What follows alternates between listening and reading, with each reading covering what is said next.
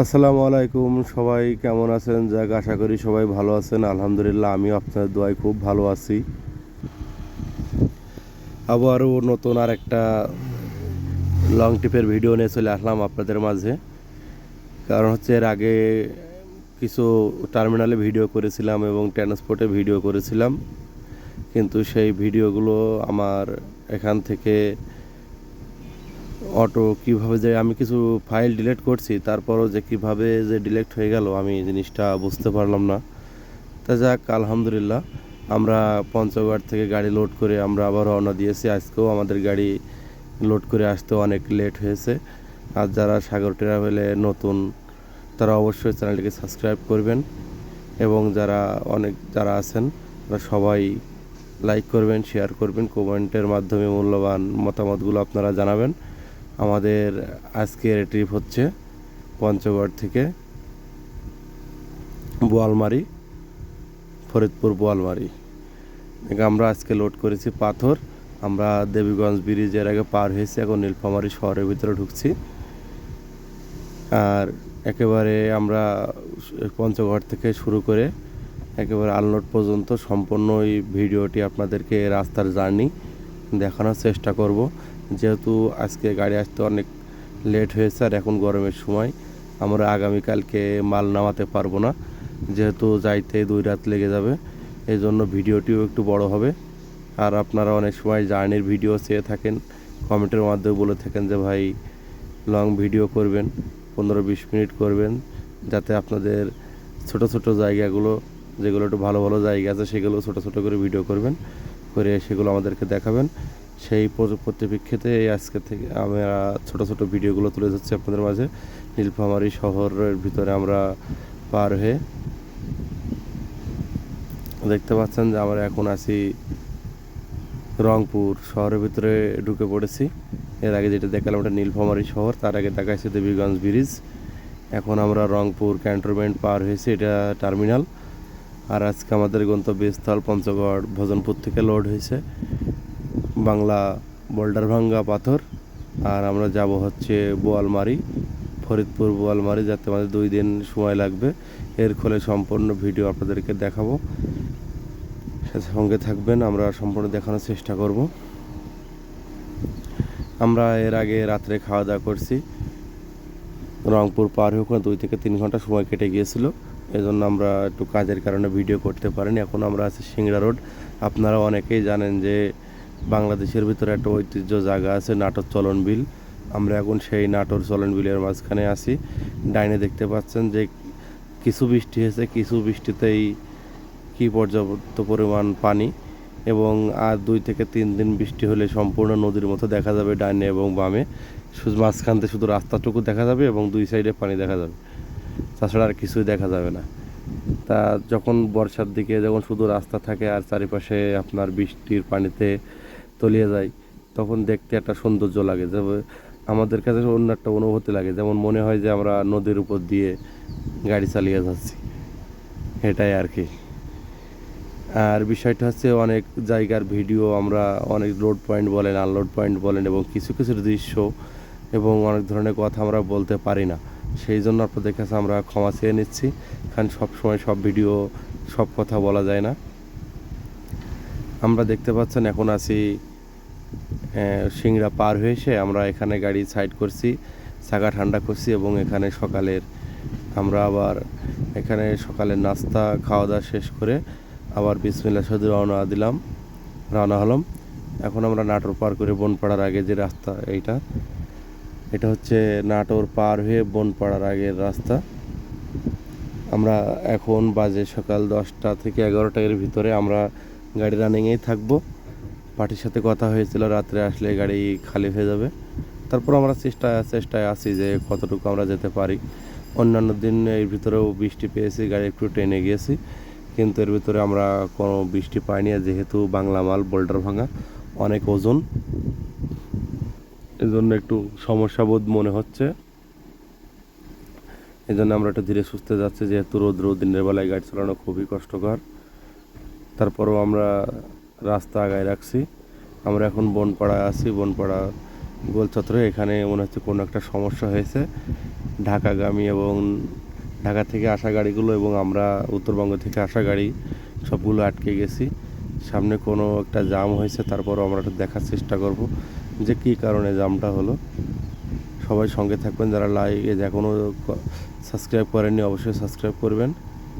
আমরা আস্তে আস্তে আগাচ্ছি, আর কমেন্টের মাধ্যমে আপনাদের জানার থাকলে কিছু সেগুলো জানাবেন, এবং কোনো অভিযোগ থাকলে সেগুলো জানাবেন, কোনো আমাদের ভুল ত্রুটি হয়ে থাকলে সেগুলো আমাদেরকে জানাবেন।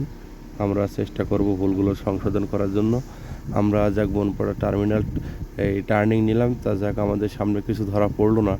আমার মনে হয় এখানে যে কোনো একটা গাড়ি আসছে, যে সমস্যা ছিল, যে চাকার দাগ দেখতে পাচ্ছেন, যে গাড়ি কাটেনি, যে কোনো একটা সমস্যা ছিল, এই কারণে রাস্তাটি জাম হয়ে গেছিলো। যাক, জাম ক্লিয়ার হয়ে গেছে,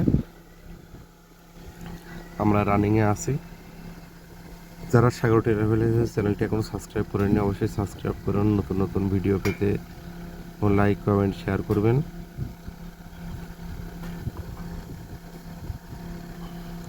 আমরা বনপাড়া টার্নিং নিয়ে বামে যে রাস্তা চলে গেল ওটা হচ্ছে ঢাকা সিরাজগঞ্জ থেকে ঢাকা রোড, আর আমরা ডাইনে টার্নিং নিলাম, এটা হচ্ছে দক্ষিণবঙ্গের রোড। গত টিপে আপনাদেরকে দেখাইছিলাম যে মোলাডলি গোপালপুরে যে রাস্তাটা অনেক খারাপ হয়ে গেছে, আপনারা অনেকেই সাবধানে আসবেন এবং যাবেন, সেটা আপনাদের দেখাইছিলাম। কিছুটাই দিয়ে দিয়েছে এবং কিছুটা সমান করেছে, তারপরেও অনেক কষ্টকর রাস্তা এটি দেখতে পাচ্ছেন। অনেক সমস্যার ভিতরে আছি, তারপরেও আপনাদেরকে দেখানোর চেষ্টা করছি, কারণ এই গাড়ি চালিয়ে এবং এই ভিডিওগুলো শ্যুট করা এবং এগুলো করা অনেক কষ্টের ব্যাপার। তারপরেও একটু ভালো লাগে, এজন্য করি। আর যদি আপনারা এইগুলো যদি একটু সাপোর্ট না দেন, আপনাদের ভালো না লাগে, তাহলে আমার এগুলো করার প্রয়োজন নেই। যদি আপনাদের ভালো লাগে তাহলে অবশ্যই করব, আর যদি মনে করেন যে না এগুলো আমাদের পছন্দ না, তাহলে এই ভিডিওগুলো আমরা করব না। এত সময় ব্যয় দিয়ে এত কষ্ট করে এগুলো করার কোনো মানে হয় না। যাক, আশা করছি আপনাদেরকে ভালো লাগবে, আর ভালো না লাগলে আমি ভিডিও তো সামনে থেকে আর করব না, হয়তো বন্ধ করে দেবো। দেখতে পাচ্ছেন যে সামনে যে রাস্তা এক সাইড খুঁড়ছে, খুঁড়ে হয়তো সমান করবে। আগামী টিপে হয়তো আমরা আসার সময় দেখতে পারবো সমান হয়ে গেছে, আশাবাদী আর কি। তারপরেও তো বলা যায় না যে কখন রাস্তা কী কাজ করে না করে, কীভাবে করে না করে, এটা বলা যায় না। আর পঞ্চগড় থেকে ফরিদপুর পর্যন্ত রাস্তা যেগুলো সমস্যা বা কেমন, সেগুলো আপনারা আমাদের ভিডিওর মাধ্যমে দেখে থাকেন। কোথায় কোনো সমস্যা আছে কি না সেগুলো আমরা তুলে ধরার চেষ্টা করি আপনাদের ভিডিওর মাধ্যমে দেখানোর জন্য। আমি আবারও বলে রাখছি, আমাদের আজকের ভিডিওটি হচ্ছে ট্রিপের ভিডিও। আমরা আজকের জার্নি আমাদের পঞ্চগড় থেকে ফরিদপুর, বোয়ালমারি, মোরাডুলি। আমরা এখান থেকে গোপালপুর পার হয়ে এখন আমরা আবার সেই ভাইরাল লালন শাহ সেতু, কারণ উত্তর আর দক্ষিণবঙ্গের একটা সবথেকে প্রাণবন্ত এবং দুই বঙ্গের মানুষের আস্থা এবং যোগাযোগ ক্ষেত্র একটাই রাস্তা, যেটা আপনার খুলনা থেকে পঞ্চগড়ে একটাই রাস্তা। আর যদি কোনো যাওয়া লাগে তাহলে ঢাকা থেকে আবার যমুনা সেতু হয়ে আসা লাগবে, কারণ দুই বঙ্গের রাস্তাই একটি। আর বাংলাদেশের ভিতরে সবচেয়ে বড় দক্ষিণবঙ্গ আর উত্তরবঙ্গ। যাক, বিসমিল্লাহ সহিত আমরা আপনাদেরকে দেখানোর চেষ্টা করছি। বামে যেটা দেখতে পাচ্ছেন যে নদী, আর ওই কূলে যেগুলো বালু লোড হয় সে বালুর পয়েন্ট, এবং ডাইনে হার্ডিং ব্রিজ। আমরা প্রতি এই ভিডিওতে লালন শাহ ব্রিজ দিয়ে থাকি, কারণ এটা আপনারা অনেকেই জানেন এবং এর আগেও বলেছি যে কী জন্য। আর যারা আমার চ্যানেলটিকে সাবস্ক্রাইব করেননি অবশ্যই সাবস্ক্রাইব করবেন, লাইক কমেন্ট শেয়ার করবেন নতুন নতুন ভিডিও পেতে। আর আজকে আমাদের ট্রিপ হচ্ছে পঞ্চগড় ভজনপুর থেকে ফরিদপুর আলফাডাঙ্গা। এর আগেও বলেছি, তারপরেও আপনারা অনেকবার কমেন্ট করে থাকেন। আমরা এখন আছি 12 মাইল, লালন শাহ সেতু পার হয়ে আমরা 12 মাইল পাম্পের পাশে হোটেলের সামনে গাড়ি সাইড করেছি। এখানে আমরা দুপুরে গোসল খাওয়া দাওয়া করবো এবং যেগুলো আমাদের পরিষ্কার পরিচ্ছন্ন জামা কাপড় করা লাগে এগুলো করব। করে নিয়ে বিসমিল্লাহর সহিত আবার এখান থেকে আমরা আবার রওনা দেব গন্তব্যের দিকে। আমরা এখানে কিছুটা 2 থেকে 3 ঘন্টা সময় ব্যয় করব। 12 মাইল থেকে গাড়ি ছেড়ে আমরা আবার রওনা দিয়েছি বিসমিল্লাহর সহিত আপনার দোয়া ও ভালোবাসায়। এখন আমি আছি কুষ্টিয়াতে ঢুকছি আর কি।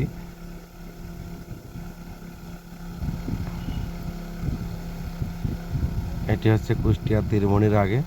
আমি যদি এখান থেকে সোজা চলে যাই তাহলে কুষ্টিয়া শহরের দিকে যাবে।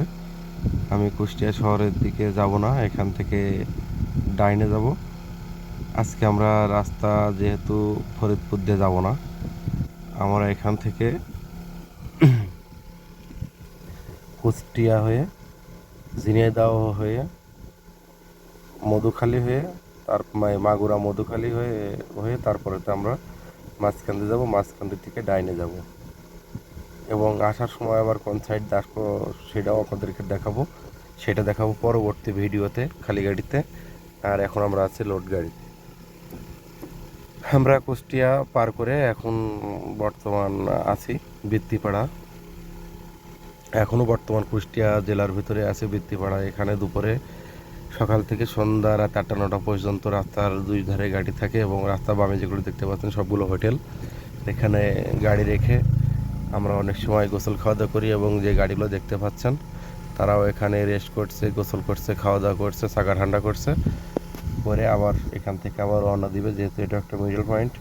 কারণ আমাদের তো রোডে গোসল খাওয়া দাওয়ার কোনো নির্দিষ্ট জায়গা নাই, তারপরেও আমাদেরকে একটা সময় বের করে নিতে হয়, আমরা সেগুলো করি। আজকের ভিডিওটা হয়তো একটু লং, 14 থেকে 15 মিনিটের একটা ভিডিও হয়েছে। আপনাদের কথার পরিপ্রেক্ষিতে যে ভাই আপনি একটু ভিডিও বড় করবেন, 14 থেকে 15 মিনিট একটা ভিডিও করবেন। তারপরে আমরা গাড়াগঞ্জে এসেছি, 12 মাইল থেকে ছেড়ে একবারে গাড়াগঞ্জে এসেছি। গাড়াগঞ্জে এসে এখন আমরা টায়ার ঠান্ডা করছি। আর আপনারা জানতে চেয়েছেন অনেকেই যে ভাই আপনি একা কেন। আসলে ভাই আমাদের একটা গাড়ি কাজ হচ্ছিল গ্যারেজে, কাজ করাচ্ছে, তার কাজ হয়ে গেছে, সে নপাড়া থেকে লোড করবে আগামীকাল। এবং আমাদের আরেকটা গাড়ি সে আমার একদিন আগে ছিল, এই জন্য আমরা 3 গাড়ি বর্তমান 3 জায়গাতে আছি। ইনশাল্লাহ আপনার দোয়া ভালোবাসা আবার একসাথে হয়ে যাব কখন। এখন আমার সফর সঙ্গী হিসেবে আমার এক বড় ভাই আছে, তিনি আমার আগে আছেন গাড়ি। এরপরে আমরা এসছি কামারখালীর আগে অবদা। এখানে রাত্রে 11টা বেজে গেছে। এখানে আমরা এখন গোসল করব, খাওয়া দাওয়া করব। গোসল খাওয়া দাওয়া করে রাত্রে আরেকবার গোসল করব, যেহেতু অনেক গরম পড়ছে। গোসল ছেড়ে খাওয়া দাওয়া সেরে আবার আমরা মাঝখানদের উদ্দেশ্যে বলমারের উদ্দেশ্যে রওনা দেব। আমরা এখান থেকে গাড়ি ছেড়ে দেখতে পাচ্ছেন যে বিসমিল্লাহর সহিত আমরা এখন কামারখালী ব্রিজে পৌঁছাইছি। এটা হচ্ছে কামারখালী ব্রিজ। অনেকে প্রশ্ন করে থাকেন যে ভাই কামারখালী ওইদিকে যান, যে কামারখালীর ব্রিজের ভিডিওটি কোনোদিন করেন না, কিন্তু আপনারা অনুরোধ করছি অবশ্যই করবেন। তাদেরই পরিপ্রেক্ষিতে আসলে এই ভিডিওটি করা। আর যারা আমার চ্যানেলটাকে এখনও সাবস্ক্রাইব করেননি অবশ্যই সাবস্ক্রাইব করবেন। আসলে আপনারা যদি অনুপ্রেরণা আমাদের না জাগান, কমেন্ট না করেন, ভিডিওগুলো না দেখেন, তাহলে আমরা তো অনুপ্রেরিত হব না। আমার ভিডিও তো করাই বেঠা, কারণ আমি ভিডিওটা করবো কাদের জন্য। আমরা আনলোড পয়েন্টে পৌঁছে গেছি, দেখতে পাচ্ছেন যে আমরা আনলোড করছি এবং গাড়ি খালি হচ্ছে। বিসমিল্লাহর সহিত আমরা রাত্রে এসে মাঝখানতে ছিলাম, ওখান থেকে আমরা সকালে আনলোড পয়েন্টে এসেছি। আসার পরে 8টার পরে যে গাড়ি খালি হওয়া শুরু হয়েছে। আর এর পরবর্তীতে আমরা কোথায় যাব সেগুলো আপনাদেরকে ভিডিওর মাধ্যমে জানানোর চেষ্টা করব। আর যারা আমার চ্যানেলটিকে এখনও সাবস্ক্রাইব করেন তাদের কাছে অনুরোধ করব অবশ্যই আমার চ্যানেলটিকে সাবস্ক্রাইব করবেন। আর আপনারা অনুপ্রেরণা না জানালে কীভাবে আমরা ভিডিও তৈরি করব। আর যদি আপনাদের পছন্দ না হয়, ভালো না লাগে, তাহলে আমরা ভিডিও তৈরি করব না এবং ভিডিও করব না। সবাই ভালো থাকবেন, সবার জন্য শুভকামনা রইল। আসসালামু আলাইকুম ওয়া রাহমাতুল্লাহি ওয়া বারাকাতুহু।